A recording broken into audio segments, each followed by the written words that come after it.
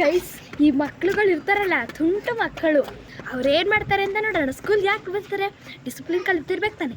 ಪಕ್ಕದಲ್ಲಿ ನೋಡೋಣ ಟೀಚರ್ಸ್ಗೆ ಏನೇನೆಲ್ಲ ಮಾಡ್ತಾರೆ, ಇವರು ಯಾವ ಥರ ಜಗ್ಗ ಆಡ್ತಾರೆ.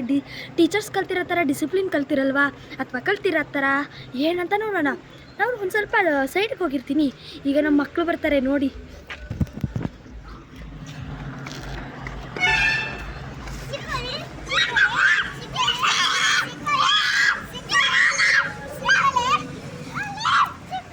ಹಲೋ ಮಕ್ಕಳೇ,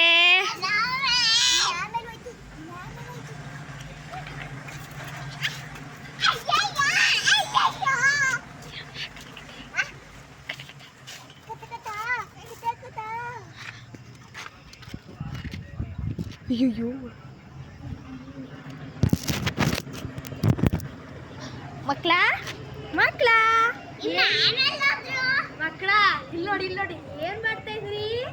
ಓನ್ ಮಾಡ್ತಾ ಇದ್ರಿ ಮಕ್ಕಳ? ಯಾಕಪ್ಪ ನೀವು ಸ್ಕೂಲಿಗೆ ಬರೋದು? ಓದಕ್ಕೋ ಅಥವಾ ಜಗಳ ಆಡೋಕ್ಕೋ ಈ ಮಕ್ಕಳು ಬರೋದು?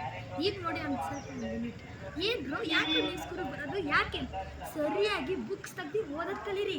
ಈ ಥರ ಸ್ಕೂಲ್ಗೆ ಬರೋದು ಅಂದರೆ ಜಗಳ ಆಡೋಕ್ಕಲ್ಲ ಕಂಡಪ್ಪ. ಎಲ್ಲ ಟೀಚರ್ಸ್ಗೂ ರೆಸ್ಪೆಕ್ಟ್ ಕೊಡಬೇಕು, ಎಲ್ಡರ್ಸ್ಗೆ ರೆಸ್ಪೆಕ್ಟ್ ಕೊಡಬೇಕು. ನೀವು ಒಳ್ಳೆ ವಿದ್ಯಾವಂತರಾಗಬೇಕು ಅಂದರೆ ನೀವು ಈ ಥರ ಫೈಟ್ ಮಾಡ್ತಿದ್ರೆ ನೀವು ಒಳ್ಳೆ ವಿದ್ಯಾವಂತರ ಆಯ್ತೀರಾ?